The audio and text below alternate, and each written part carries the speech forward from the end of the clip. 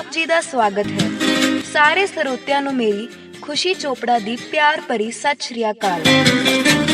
ਅੱਜ ਤੁਹਾਨੂੰ ਸੁਣਾਉਂਦੇ ਹਾਂ ਪ੍ਰਸਿੱਧ ਲੇਖਿਕਾ ਅਤੇ ਕਹਾਣੀਕਾਰ ਮੈਡਮ ਕੁਲਵਿੰਦਰ ਕੌਰ ਸੈਣੀ ਦੀ ਲਿਖੀ ਅਤੇ ਆਪ ਬੋਲੀ ਕਹਾਣੀ ਧੀਆਂ ਪਰਦੇਸ ਨਾ ਤੋਰ ਬਾਬਲਾ। ਸਤਿ ਸ਼੍ਰੀ ਅਕਾਲ ਜੀ। ਮੇਰੀ ਕਹਾਣੀ ਦਾ ਸਿਰਲੇਖ ਹੈ ਧੀਆਂ ਪਰਦੇਸ ਨਾ ਤੋਰ ਬਾਬਲਾ। ਮੈਂ ਰਾਣੋ ਤੇ ਸੁਖੀ ਜ਼ਿਲ੍ਹਾ ਹੁਸ਼ਿਆਰਪੁਰ ਪਿੰਡ ਖਬਲਾਂ ਵਿੱਚ ਰਹਿੰਦੇ ਸੀ। ਸੁਖੀ ਮੇਰਾ ਗੁਆਂਢੀ ਸੀ ਤੇ ਰਾਣੋ ਦੂਜੇ ਬੰਨੇ ਰਹਿੰਦੀ ਸੀ। ਸਾਡੇ ਪਿੰਡ ਮੁੰਡੇ ਤੇ ਕੁੜੀਆਂ ਦੇ ਸਕੂਲ ਦਾ ਟਾਈਮ ਵੱਖ-ਵੱਖ ਸੀ। ਕੁੜੀਆਂ ਸਵੇਰੇ ਜਾਂਦੀਆਂ ਤੇ ਮੁੰਡੇ ਦੁਪਹਿਰ ਨੂੰ। ਇਸ ਕਰਕੇ ਸੁਖੀ ਦੇਰ ਤੱਕ ਕੋਠੇ ਤੇ ਸੁੱਤਾ ਰਹਿੰਦਾ। ਉਸ ਦੀ ਬੀਬੀ ਜ਼ੋਰ ਦੀ ਆਵਾਜ਼ਾਂ ਮਾਰਦੀ, ਰੋਜ਼ ਆਖਦੀ, ਵੇ ਉੱਠ ਜਾ, ਸੂਰਜ ਸਿਰ ਤੇ ਚੜ੍ਹਿਆ ਆ। ਪਰ ਉਹ ਢੀਠ ਨਾ ਉੱਠਦਾ। ਇੱਕ ਦਿਨ ਸੁਖੀ ਨੂੰ ਕੋਠੇ ਸੁੱਤਾ ਵੇਖ ਕੇ ਮੈਂ ਸੋਚਿਆ ਚਲੋ ਅੱਜ ਕੋਈ ਸ਼ਰਾਰਤ ਕਰਦੇ ਹਾਂ। ਮੈਂ ਉਸ ਤੇ ਪਾਣੀ ਦੀਆਂ ਕੁਝ ਬੂੰਦਾਂ ਪਾ ਦਿੱਤੀਆਂ। ਉਸਨੇ ਸਮਝਿਆ ਮੀਂਹ ਆ ਗਿਆ। ਅੱਖ ਖੋਲ ਕੇ ਮੈਨੂੰ ਵੇਖਿਆ ਤਾਂ ਗੁੱਸੇ ਨਾਲ ਲਾਲ ਪੀਲਾ ਹੋਣ ਲੱਗਾ। ਮੈਨੂੰ ਅੱਖਾਂ ਕੱਢ ਕੇ ਦਿਖਾਉਣ ਲੱਗਾ ਤੇ ਮੇਰੇ ਵੱਲੋਂ ਮਾਰਨ ਲਈ ਦੌੜ ਪਿਆ। ਮੇਰੇ ਅੱਖਾਂ ਵਿੱਚ ਹੰਝੂ ਆ ਗਏ। ਪਰ ਸੱਚ ਕਹਾਂ ਤਾਂ ਮੈਨੂੰ ਉਸ ਤੇ ਲੜਨਾ ਚੰਗਾ ਲੱਗਾ। ਮੈਂ ਉਸ ਦੀਆਂ ਕੌੜੀਆਂ ਗੱਲਾਂ ਸੁਣਦੇ ਸੁਣਦੇ ਹੇਠਾਂ ਆ ਗਈ। ਇੱਦਾਂ ਹੀ ਵੇਖਦੇ ਵੇਖਦੇ ਵਕਤ ਅੱਗੇ ਵੱਧਦਾ ਗਿਆ। ਅਸੀਂ 10+2 ਕਰ ਪਿੰਡੋਂ ਬਾਹਰ ਸ਼ਹਿਰ ਵਿੱਚ ਕਾਲਜ ਚਲੇ ਗਏ। ਕਾਲਜ ਮੁੰਡੇ ਕੁੜੀਆਂ ਦਾ ਇਕੱਠਾ ਹੀ ਸੀ। ਰਾਣੋ ਤੇ ਸੁਖੀ ਨੇ ਮੈਡੀਕਲ ਲਈ ਤੇ ਮੈਂ ਆਰਟਸ। ਉਹ ਦੋਵੇਂ ਇੱਕੋ ਕਲਾਸ ਵਿੱਚ ਸੀ ਤੇ ਮੈਂ ਵੱਖ। ਰਾਣੋ ਬਹੁਤ ਸੋਹਣੀ ਸੀ ਤੇ ਸੁਖੀ ਦੀ ਨਜ਼ਰ ਹਮੇਸ਼ਾ ਰਾਣੋ ਤੇ ਰਹਿੰਦੀ। ਪਰ ਰਾਣੋ ਤਾਂ ਹਮੇਸ਼ਾ ਬਾਹਰ ਜਾਣ ਦੇ ਸੁਪਨੇ ਵੇਖਦੀ ਤੇ ਮੇਰੀ ਨਜ਼ਰ ਸਦਾ ਸੁਖੀ ਤੇ ਹੁੰਦੀ। ਪਰ ਸੁਖੀ ਨੇ ਮੇਰੇ ਵੱਲ ਕਦੇ ਪਿਆਰ ਨਾਲ ਵੇਖਿਆ ਵੀ ਨਹੀਂ। ਹਾਂ, ਉਂਝ ਗੱਲਾਂ ਬਥੇਰੀਆਂ ਕਰਦਾ ਸੀ ਪਰ ਪਿਆਰ ਭਰੀ ਨਜ਼ਰ ਨਾਲ ਕਦੇ ਨਹੀਂ ਸੀ ਵੇਖਿਆ। ਮੈਂ ਉਸਨੂੰ ਰੋਜ਼ ਕੋਠੇ ਤੇ ਕਈ ਵਾਰ ਉਠਾਉਣ ਵੀ ਜਾਂਦੀ ਤੇ ਕਦੇ-ਕਦੇ ਰੋਬ ਨਾਲ ਮੇਰੇ ਕੋਲੋਂ ਕੱਪੜੇ ਵੀ ਪ੍ਰੈਸ ਕਰਾ ਲੈਂਦਾ। ਮੈਨੂੰ ਉਹਦੇ ਛੋਟੇ-ਛੋਟੇ ਕੰਮ ਕਰਨ ਵਿੱਚ ਮਜ਼ਾ ਆਉਂਦਾ ਸੀ, ਚੰਗਾ ਲੱਗਦਾ ਸੀ। ਤੇ ਕਦੇ-ਕਦੇ ਉਹਦੀ ਬੀਜੀ ਕੋਲ ਕਿਸੇ ਬਹਾਨੇ ਚਲੀ ਜਾਂਦੀ ਤੇ ਘਰ ਦੇ ਸਾਰੇ ਕੰਮ ਵੀ ਕਰਾ ਦਿੰਦੀ, ਨਾਲੇ ਗੱਲਾਂ ਵੀ ਕਰਕੇ ਆਉਂਦੀ। ਪਰ ਮੈਂ ਇਹ ਵੀ ਜਾਣਦੀ ਸੀ ਕਿ ਸੁਖੀ ਰਾਣੋ ਨੂੰ ਪਸੰਦ ਕਰਦਾ ਹੈ। ਉਹਦੇ ਲਈ ਉਹ ਸਵੇਰੇ 4 ਵਜੇ ਵੀ ਉੱਠ ਸਕਦਾ ਤੇ ਸ਼ਹਿਰੋਂ ਕੁਝ ਵੀ ਲਿਆ ਸਕਦਾ ਹੈ। ਤੇ ਮੈਂ ਮਨ ਮਾਰ ਕੇ ਰਹਿ ਜਾਂਦੀ। ਇੱਕ ਦਿਨ ਪਤਾ ਲੱਗਾ ਕਿ ਰਾਣੋ ਲਈ ਬਾਹਰੋਂ ਕੋਈ ਰਿਸ਼ਤਾ ਆਇਆ। ਉਸਦੇ ਮਾਂ-ਪਿਓ ਨੇ ਵੱਡਾ ਘਰ ਵੇਖ ਕੇ, ਪੈਸੇ ਵਾਲਾ ਮੁੰਡਾ ਦੇਖ ਕੇ ਰਾਣੋ ਨੂੰ ਪੁੱਛਿਆ। ਰਾਣੋ ਨੇ ਵੀ ਝੱਟ ਹਾਂ ਕਰ ਦਿੱਤੀ। ਉਹ ਤਾਂ ਪਹਿਲਾਂ ਹੀ ਬਾਹਰ ਜਾਣਾ ਚਾਹੁੰਦੀ ਸੀ, ਸੁਪਨੇ ਵੇਖਦੀ ਸੀ ਉੱਡਣ ਦੇ। ਮੁੰਡਾ ਵੀ ਹਫ਼ਤੇ ਵਿੱਚ ਆ ਗਿਆ ਤਾਂ ਦੋਨੋਂ ਉੱਡ ਗਏ ਬਾਹਰ। ਸੁਖੀ ਉਦਾਸ ਰਹਿਣ ਲੱਗਾ। ਕਦੇ ਕਾਲਜ ਜਾਂਦਾ, ਕਦੇ ਘਰ ਕਮਰੇ ਵਿੱਚ ਹੀ ਬੈਠਾ ਰਹਿੰਦਾ। ਕੋਠੇ ਵੀ ਨਾ ਹੁਣ ਜਾ ਕੇ ਸੌਂਦਾ। ਇੱਕ ਦਿਨ ਮੈਂ ਕਾਲਜ ਤੋਂ ਘਰ ਮੁੜ ਰਹੀ ਸੀ ਤਾਂ ਮੈਂ ਸੁਖੀ ਨੂੰ ਸੜਕ ਦੇ ਕੰਢੇ ਇੱਕ ਸਾਈਕਲ ਰਿਪੇਅਰ ਦੇ ਖੋਖੇ ਕੋਲ ਖੜੇ ਵੇਖਿਆ। ਮੈਂ ਹੱਸ ਕੇ ਪੁੱਛਿਆ, ਕੀ ਹੋਇਆ? ਸਾਈਕਲ ਪੰਚਰ ਹੋ ਗਿਆ ਕੀ? ਕਹਿੰਦਾ, ਕਿਉਂ, ਦਿਸਦਾ ਨਹੀਂ ਪੰਚਰ ਹੋ ਗਿਆ? ਮੈਂ ਹੱਸ ਕੇ ਕਿਹਾ, ਓਹੋ, ਅੱਜ ਹਨੇਰੀ ਬਹੁਤ ਚੱਲੀ ਨਾ, ਲੱਗਦਾ ਮੇਰੇ ਅੱਖ ਵਿੱਚ ਕੁਝ ਪੈ ਗਿਆ, ਮੈਨੂੰ ਦਿਸਿਆ ਹੀ ਨਹੀਂ। ਅੱਛਾ ਚੱਲ, लड़ ना मेरे नाल, पंचर लग गया कि? कहंदा नहीं, ट्यूब ही बोल गई लगती है, इस कोल तां है नहीं, लगता है शहर जाना पैना है, पिंड ते काफ़ी दूर पैना है। तू इंज कर, तू मेरे साइकिल कोल खड़ो, जब थक जाए तो दरख्त हेठ बैठ जाए, मैं शहरों ट्यूब लेके आना। मैं क्या, तू मेरी साइकिल लेके जाएगा? कुड़ियां वाली साइकिल? कहंदा जाना ही पैना, कोई टीचर करे तो पिया करे, मैं सिर नीवा करके लंघ जावांगा। ते असी दोवें जोर दी हस पे। ते वो मेरा साइकिल लैके शहर चला गया, ते मैं दरख्त हेठ उसदे साइकिल दी राखी करती रही, ते नाल उसनू याद करते करते कागज ते कुछ लिखण लगी। मैनू पता ही नहीं लग्या कि कदों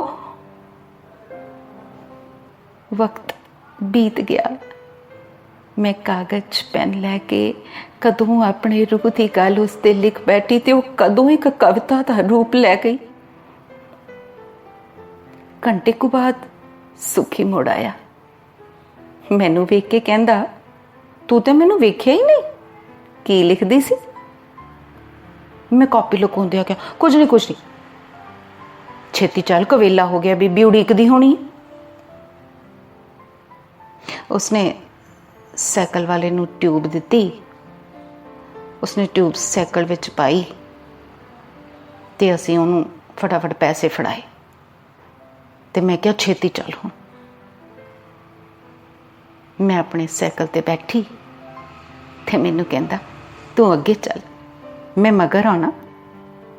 मैनू बड़ा ही चंगा लगा, जिवें ओह मेरी राखी करदा पिछे आ रहा होवे। अगले दिन सवेरे उठी तां सुखी पहला ही कोठे तो थले जा चुका सी। कुछ देर बाद जोर दी आवाज आई, बीबी मैं कॉलेज चला। मैनू इंज जापे जिद्दां मैनू सुना रहा होवे। मैं भी छेती छेती साइकिल कढ़िया ते घरों निकल पई। मैनू अगे करदा ते आप पिछे रहिंदा। कॉलेज ब्रेक विच आपां गल्लां करदे, रोटी खांदे। एक दिन मैं गंभीर हो के सुखी नू पुछया, तेनू राणू दी कदे याद नहीं आई? सुखी गुस्से विच उठ के खड़ा हो गया, कहंदा जे तू ओहदे बारे गल करनी है ते मैं चलिया इत्थों, मैं नहीं करनी उस बारे कोई भी गल। अच्छा चल ठीक है, नहीं करती। फिर सुखी कुछ ठहर के कहता, चल पूछ, की पूछना चाहनी है? मैं क्या, तू सुखी राणू नू पूछ भी लै, तू राणू नू बहुत प्यार करदा सी? हाँ करदा सी, रूह तो करदा सी, पर मैं भी चाहता सी कि तू मैनू करदी है। पर राणू ने मैनू कदे नहीं किया। मैं एक परछाई मगर दौड़ रहा सी ते उसदे सोहणेपन ते डुल गया सी। तेरे अंदर दे खूबसूरत मन नू मैं कदे वेख्या ही नहीं। तू मेरी बीबी दे सारे काम करा के आउंदी सी, मैनू भी सता के उठाउंदी सी कि मैं छेती कॉलेज पहुंचा। सब जानदा मैं लड़ता सी तो तू मुस्कुराती सी। खूबसूरत हो नहीं, खूबसूरत ते तू है, तेरा मन तेरा तन तुम्हें खूबसूरत ने। मैं क्या, अच्छा एक गल दस, जे राणो मुड़ आए फिर, या कोई होर खूबसूरत कुड़ी आ गई फिर? सुखी ने क्या, मेरे अंदर हुण किसी होर लई कोई जगह नहीं। मैं जानता हाँ कि तू पैसियां दी चमक लई मैनू कदे नहीं छड्डेगी। ਸੁਖੀ ਨੇ ਫਾਈਨਲ ਈਅਰ ਖਤਮ ਹੋਣ ਤੇ ਆਪਣੀ ਬੀਬੀ ਨੂੰ ਸਾਡੇ ਘਰ ਭੇਜਿਆ ਰਿਸ਼ਤਾ ਲੈ ਕੇ। ਮੇਰੀ ਬੀਬੀ ਨੂੰ ਕੋਈ ਇਤਰਾਜ਼ ਨਹੀਂ ਸੀ। ਬੀਬੀ ਨੇ ਮੈਨੂੰ ਪੁੱਛਿਆ ਤੇ ਮੈਂ ਹਾਂ ਕਰ ਦਿੱਤੀ। ਮੇਰੀ ਡੋਲੀ ਇੱਕ ਵਿਹੜੇ ਤੋਂ ਦੂਜੇ ਵਿਹੜੇ ਗਈ। ਵਿਆਹ ਤੋਂ ਬਾਅਦ ਸੁਖੀ ਨੇ ਮੇਰੀ ਪੜ੍ਹਾਈ ਜਾਰੀ ਰਖਵਾਉਣ ਲਈ ਮੈਨੂੰ ਪੜ੍ਹਨ ਯੂਨੀਵਰਸਿਟੀ ਭੇਜ ਦਿੱਤਾ ਤੇ ਆਪ ਉਹ ਅੱਗੇ ਪੜ੍ਹਨ ਕੈਨੇਡਾ ਚਲਾ ਗਿਆ। 3 ਸਾਲ ਬੀਤ ਗਏ।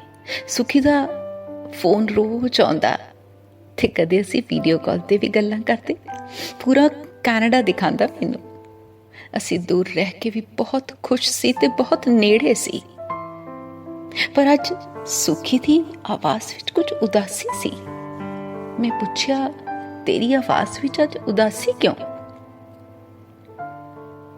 ਕਹਿੰਦਾ, ਪਤਾ ਅੱਜ ਮੈਂ ਕਿਸ ਨੂੰ ਵੇਖਿਆ? ਰਾਣੋ ਨੂੰ। ਰਾਣੋ? ਉਹ ਕਿੱਥੇ ਮਿਲ ਗਈ ਤੈਨੂੰ?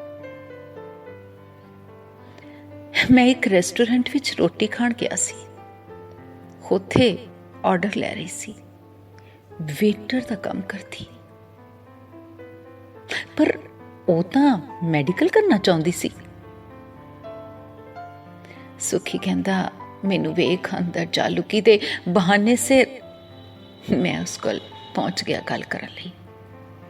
ਤਾਂ ਪਤਾ ਲੱਗਾ ਹੁਣ ਉਹ ਉਸ ਮੁੰਡੇ ਨਾਲ ਨਹੀਂ ਰਹਿੰਦੀ। ਉਸ ਨੂੰ ਬਹੁਤ ਮਾਰਦਾ ਕੁੱਟਦਾ ਤੇ ਸਾਰੇ ਕੰਮ ਕਰਾਉਂਦਾ ਸੀ। ਨੌਕਰਾਣੀ ਬਣਾ ਕੇ ਰੱਖਿਆ ਸੀ। ਇਸ ਲਈ ਉਹ ਘਰ ਛੱਡ ਕੇ ਆ ਗਈ ਸੀ। ਪਰ ਪਿੰਡ ਨਾ ਮੁੜੀ। ਆਖੇ ਬੇਬੇ ਬਾਪੂ ਦੁਖੀ ਹੋਣਗੇ। ਸੱਚ ਦੱਸਾਂ ਤਾਂ ਬਹੁਤ ਬੁਰੇ ਹਾਲਾਤਾਂ ਵਿੱਚ ਸੀ। ਮੇਰੇ ਨਾਲ ਮੋਢਾ ਲਾ ਬਹੁਤ ਦੇਰ ਤੱਕ ਰੋਂਦੀ ਵੀ ਰਹੀ ਤੇ ਮੈਂ ਇੱਕ ਦੋਸਤ ਵਾਂਗ ਉਸਨੂੰ ਸਾਂਭਿਆ ਤੇ ਆਪਣੇ ਤੇ ਤੇਰੇ ਬਾਰੇ ਵੀ ਸਭ ਕੁਝ ਦੱਸ ਦਿੱਤਾ। ਉਸਦੇ ਮੁਖੋਂ ਇੱਕੋ ਗੱਲ ਨਿਕਲੀ, ਅਸੀਂ ਤਾਂ ਜਿੱਦ ਕਰਦੇ ਹਾਂ ਬਾਹਰ ਆਉਣ ਦੀ, ਪਰ ਸਾਡੇ ਮਾਪੇ ਕਿਉਂ ਨਹੀਂ ਦੇਖਦੇ ਭਾਲਦੇ ਮੁੰਡੇ ਨੇ? ਕਿਉਂ ਕਿਸੇ ਤੋਂ ਪੁੱਛ-ਗਿੱਛ ਨਹੀਂ ਕਰਦੇ? ਕਿਉਂ ਸਾਨੂੰ ਸਮਝਾਉਂਦੇ ਨਹੀਂ? ਮੈਂ ਖੂਹ ਵਿੱਚ ਆਪ ਛਾਲ ਮਾਰੀਏ ਤੇ ਉੱਚੀ ਉੱਚੀ ਕਹਿੰਦੀ ਬਾਹਰ ਦੌੜੀ, ਲੋਕੋ ਧੀਆਂ ਨਾ ਭੇਜੋ ਪਰਦੇਸ, ਨਾ ਭੇਜੋ ਪਰਦੇਸ। ਤੇ ਉਹ ਕਹਿੰਦੀ ਹੋਈ ਦੂਰ ਦੌੜ ਗਈ। ਮੈਨੂੰ ਪਤਾ ਹੀ ਨਾ ਲੱਗਾ ਤੇ ਮੈਂ ਬਸ ਵੇਖਦਾ ਹੀ ਰਹਿ ਗਿਆ। ਇੰਨੀ ਸੋਹਣੀ ਕੁੜੀ ਦਾ ਕੀ ਹਾਲ ਹੋ ਗਿਆ। ਮੈਂ ਪੁਲਿਸ ਕੰਪਲੇਂਟ ਕਰ ਦਿੱਤੀ ਹੈ। ਉਹ ਕਾਰਵਾਈ ਕਰ ਅੱਗੇ ਦਾ ਫੈਸਲਾ ਕਰਨਗੇ। ਅੱਛਾ, ਹੁਣ ਕੱਲ ਮੇਰਾ ਰਿਜ਼ਲਟ ਆਉਣ ਵਾਲਾ ਹੈ। ਮੈਂ ਮੁੜ ਆਉਣਾ ਹੈ ਆਪਣੇ ਦੇਸ਼। ਉੱਥੇ ਪ੍ਰੈਕਟਿਸ ਕਰਾਂਗਾ ਆਪਣੇ ਪੰਜਾਬ, ਆਪਣੀ ਮਿੱਟੀ ਕੋਲ, ਆਪਣੀ ਮਿੱਟੀ ਕੋਲ। ਧੰਨਵਾਦ।